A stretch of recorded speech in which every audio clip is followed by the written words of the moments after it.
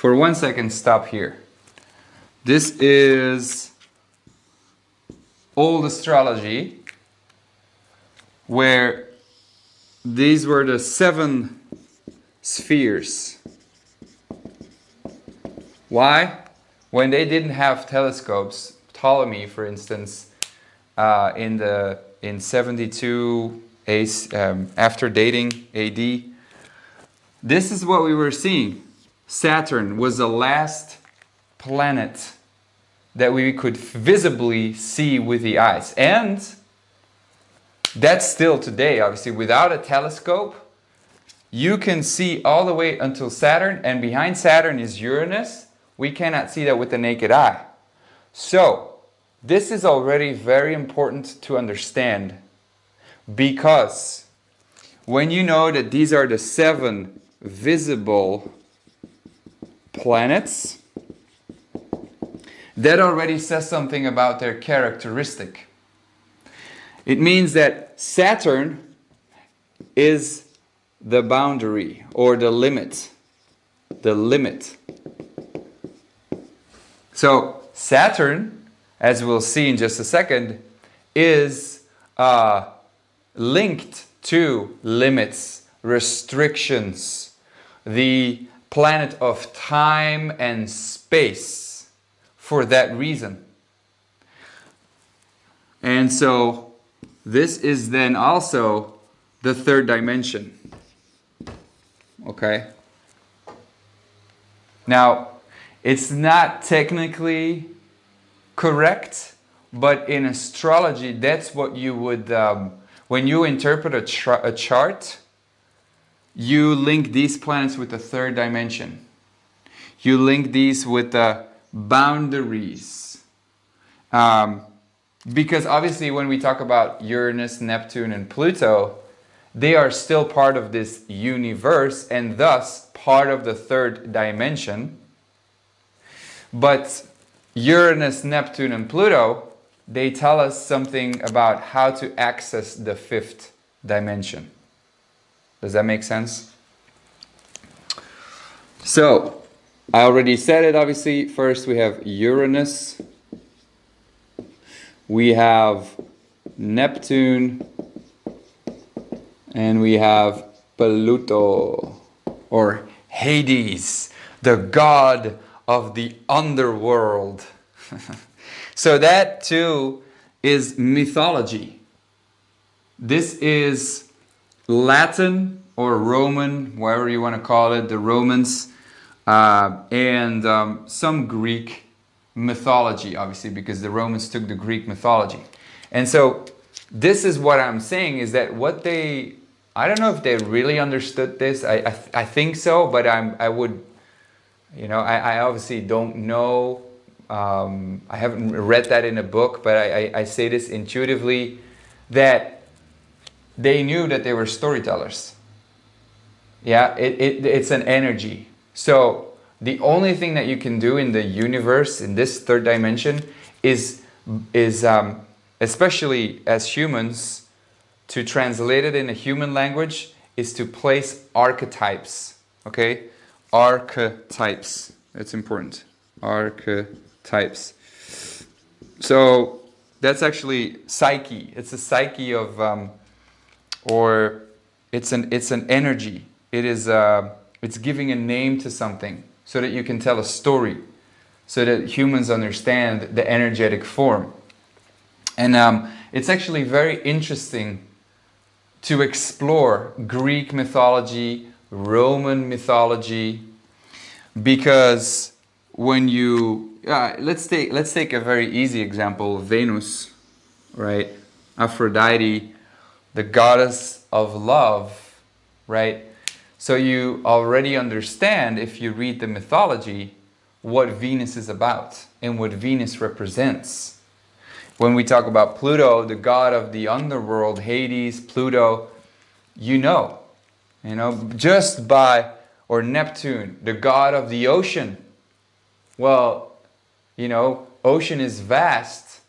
The trident of Neptune, right? The god of of mysticism, of spirituality, of deep waters, of interconnectedness, of mist. So just by understanding mythology in and of itself, this is really important to interpret charts. Okay, so now let's actually draw the symbols, because the symbols are... Ja, natuurlijk. Anytime.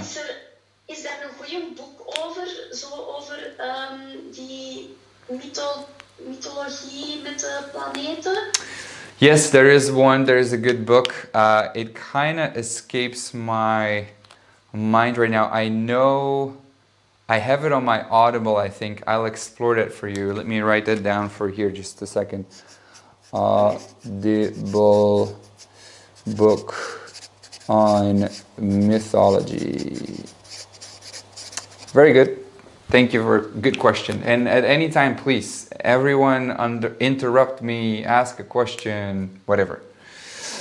Or in the chat, you know, it's up to you. Just put some question there. So the symbols.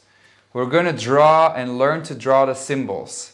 Because in an astrological chart, you've seen it, right? If you've explored your chart, it's kind of Chinese for the first time when you see this, right? But then when you start recognizing it more and more, you become accustomed to it. Now, as you'll see, these symbols, and as I said, we're learning in layers.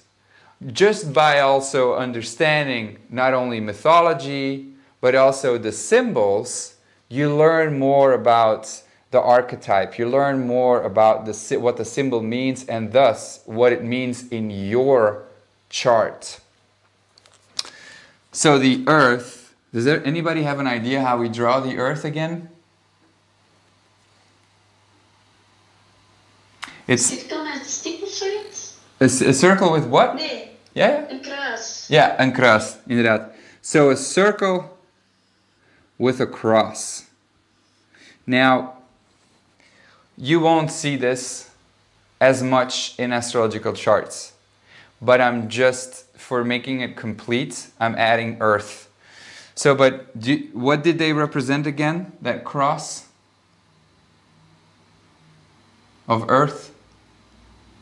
It's actually the astrological wheel. Oh, sorry. I didn't give you any chance. Sorry. So, but, you know, this is the ascendant. So that's the horizon, remember? And so this is the midheaven and the nadir, or the soul's roots, or, you know, the deepest part underneath.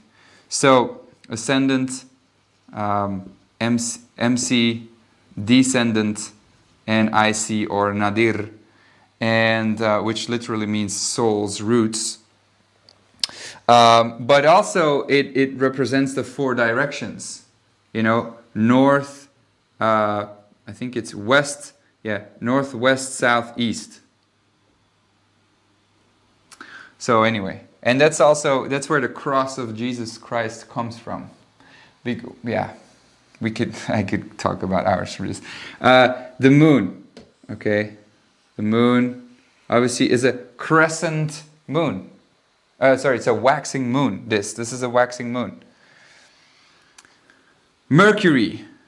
The moon always has to be drawn in that way, not in the other way. Not like a Pac-Man, but... No, no, it doesn't matter, honestly. People will know, but in astrological charts, you'll always see it like this. Okay. You'll always see it, yeah. Okay. Yeah, no, let's not confuse you. So, Mercury is a round with the wings and then a cross. Why? This is the winged messenger. So this is a waxing moon. This is Earth's cross. or the 4 directions. So the winged messenger, because Mercury used to travel between the dark and the light. So that's why Mercury is a hermaphrodite. Do you know what a hermaphrodite is? Yeah, right? It's male and female. Mercury is not feminine nor masculine. It's neutral. So the winged messenger, because if you just astronomically look at it, Mercury is the planet closest to the sun. Oh shit, we didn't draw the sun here. I think someone said it maybe, and I didn't even hear it. So obviously, between Venus and Mars, you gotta have the sun, okay? But that's when we do a geocentric model. Well, you don't actually include the sun normally, but I would place the sun here for just to make the list complete. So yeah, so what Mercury does is he is going super fast. We'll talk about, well, I'll just mention it already right now. It takes actually 88 days for Mercury to go around the sun. Now from Earth's point of view, yeah, it's 88 days. So that's actually pretty insane. Super fast. That's why Mercury is also linked to Gemini, to communication, as we'll see. But he travels behind the sun and in front of the sun. So when he's behind the sun, that's when they say Mercury's in the dark. And when he's in front of the sun, that's when they say Mercury's in the light. And then he's obviously closest to Earth. So he communicates what is going on in the dark to the light. And he communicates in the light what is going on in the dark. Sorry, and he communicates in the dark what's going on in the light. So he has this Gemini is the sign of 2, right? So the 2 brothers. That's why Mercury is linked to Gemini, and yeah, he has this 2 face to it. Winged messenger. Anything else I need to say about that? Nope. Okay, Venus. Venus, this is a circle, and then again a cross. Now, this is the mirror of the goddess. That's what the symbol means. It's the mirror of the goddess. Now, do you also notice for just a second the cross here, right? Why? And no other, except for Pluto, has this, and I mean, I guess Saturn too. So, but for Venus and Pluto and Mercury, this means, you know, this is a planet and then the Earth. So it means that it is closest to Earth. When you go to Mars, for instance, you don't see the cross anymore, because the cross is Earth. So it's that it is close to Earth. That's what that actually meant. That's where the symbol comes from. And this is important to understand. Why? Well, because when we talk about planets, I'll just say it right now. These are your, let's use another color. These are your personal planets. And these are your impersonal planets. So basically what that means, in a chart, the personal planets really represent a part of you that is conscious. Meaning, you are actively working it within your awareness, your knowing. You know this. And so it's very personal. It is very close. And they also move very fast. So that it's very, another word for these are acute. It's very acute, like very rapid, very, So it's active, it's conscious, it changes all the time. These planets, when we delve deeper into them, you'll see also it takes, you know, Mercury 88 days, Venus takes about a year, Mars it takes 2 years to go around the zodiac. So it's quite fast, yeah.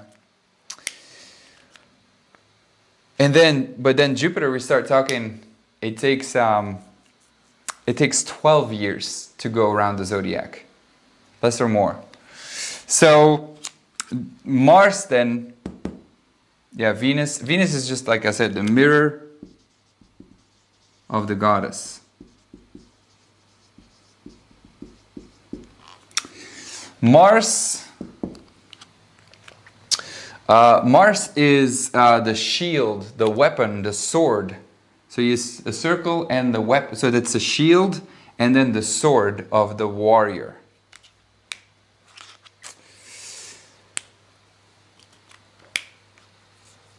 So shield and sword of the warrior. Kidoki. Jupiter. Yeah, anyway, let's not go there. So we have Jupiter. This is the lightning of Zeus. Yeah, I'm gonna go there. So I was like, I'm not gonna explain this because it's gonna take me too far, but I have to explain this now. So Jupiter, right? This is Zeus, Jesus. Hold on with me. So Zeus, and Zeus is just another word. It's the Greek word for Peter, right? So Peter obviously is an apostle in Christianity, and so Zeus was the god of the gods. So that already says something about who Jupiter is, right? He's the god of the gods. He's the intelligent one. He's a teacher. And so this is the lightning bolt of Zeus. That's what that 4 is all about. Saturn is like a 5, but then with the horizontal line in the middle. So that basically here, the reason why we see the cross here again, this is intuitively. I don't think this is completely true, but it's like the ending of the 3D, the ending of the time space, the Earth, and then finish it up. That's how I like to remember. Let's just say that's not official, but what it really is it's a sickle. You know, when you mow the grass with a sickle. Yeah, that's what this symbol is. Saturn. Any word, by the way, with STR is represents matter. Saturn. So strict, or what other word is there? Street. That's concrete, right? Any word that is like STR is a Saturnian word because it represents matter. It represents density. It represents a structure. Another word with STR. You know, you can stracciatella. No, just kidding. Anyway, Uranus. So now, obviously, too, from Jupiter all the way to Pluto, these are impersonal planets because they are unconscious. These are parts of you are not aware of. And this is more chronic because they take longer to travel around the zodiac. For instance, Uranus, it takes 84 years to travel around the zodiac. So whenever you see that in a planet, whenever you see that in your chart, you know, it takes 7 years to, we'll go in detail about that, just saying it right now. Well, it takes 7 years for Uranus to travel through a zodiac sign. So it goes super, super, super, super slow. So that's why when, for instance, let's say, you know, Mercury goes so fast that your astrological chart, when it passes, let's say, your sun, it takes about, you know, 5 days, 7 days, maybe 10 max to feel that energy. But boy, oh boy, when Pluto makes a transit, or when Uranus makes a transit, it takes a while. It could take like months for you to feel that energy, to affect you. So it's changing, changing, changing. And I can tell you, currently, my Uranus, or the Uranus is transiting, which means it is passing by my natal Pluto, where now Venus is on Pluto, opposite Uranus and opposite the moon, squaring Mercury. It's like, oh, I'm feeling that one big. It's like, it's a nasty transit. Anyway, so Uranus is an H, and then like, yeah, I don't know what to say, like a line down with a round. Can everybody see this? Yeah, okay, awesome. So this is actually, because I always forget his name, William Herschel. Because William Herschel is the one who discovered Uranus. I think it was, I forgot the date now, it was around 18 something, but I'm not sure, 1800s. So William Herschel. Now, William Herschel. In a way too, this is linked to the third eye, because this too is a lightning bolt. But Jupiter is a lightning bolt in the sense that it can like wake you up to new beliefs, and it is like an insight, but not as explosive as Uranus. Uranus is explosive. It is sudden shocks on the nervous system, and it opens your third eye. You know, Jupiter is like these little shocks.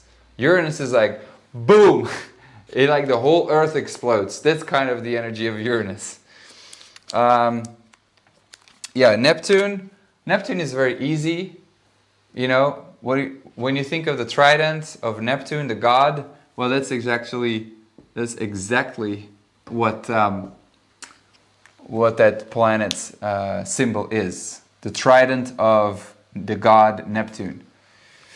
And then Pluto is like this.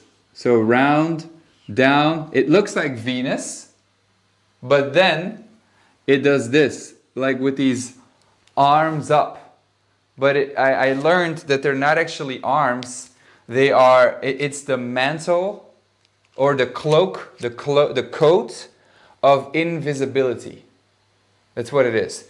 Because Pluto is the god of the underworld, so it is our deepest shadow within us.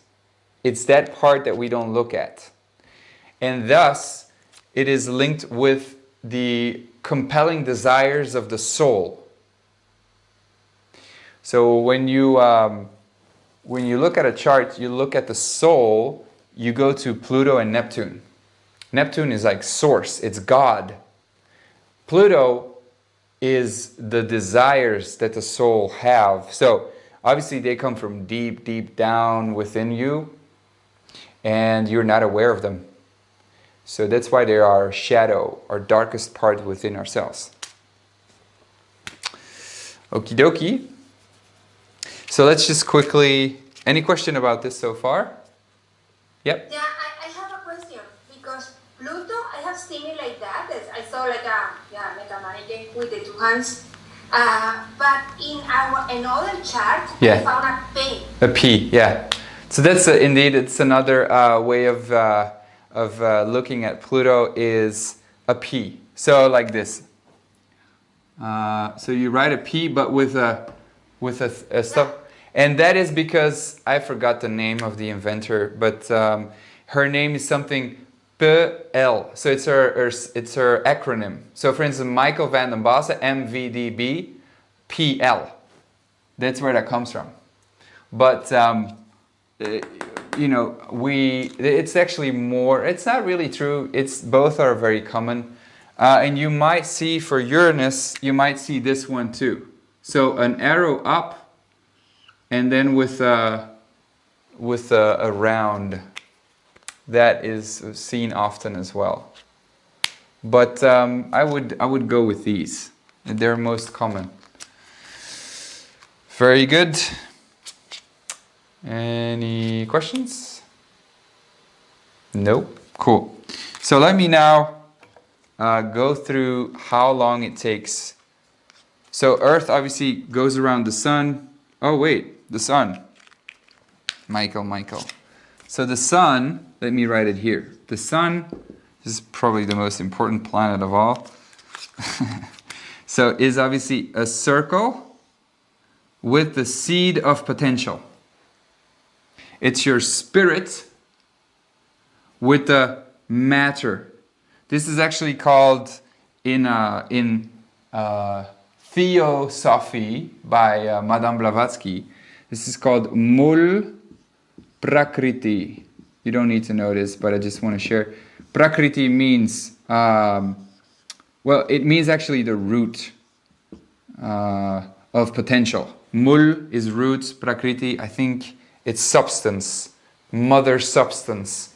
So spirit is like the father energy, it's masculine, but not really, but let's say yes. And this is more like matter, it's the seed of potential. So your Sun, that already says something about the Sun, your potential that you have to actively work with. It's not always, like that's what I said, is the Sun is not always true that, you know, oh, you're a Gemini or you're an Aquarius or you're a Capricorn, you are full Capricorn. No. You know, when you are actively, consciously working with it, you'll start to see, this is what you come here to consciously express. You actually identify more with your moon sign. You will see that in just a second. Your moon is your self-image. It's how you view yourself because it's a past. And we cling on more to the past than, you know, developing a conscious image. Around 28, 35, you start really embodying your sun sign. Okie dokie. So let's look at the timeline. Should I write it in black? Maybe that's going to be easiest. So we know that the Earth takes about 365.25 days to go around the Sun. Now we're talking helio, okay? Helio. So the Moon. Who remembers? How long does it take the Moon to travel around the Earth? Yeah, so indeed, around 28 days. It's actually the exact number is 27.3. So the Moon takes about 2.5 days in each sign. That already says something about the Moon.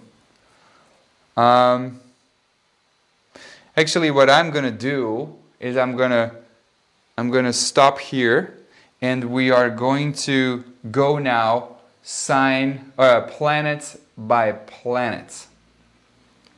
But before we go there, does everybody have this? Okay, cool. So I'm going to wipe this away. We're going to go now planet by planet.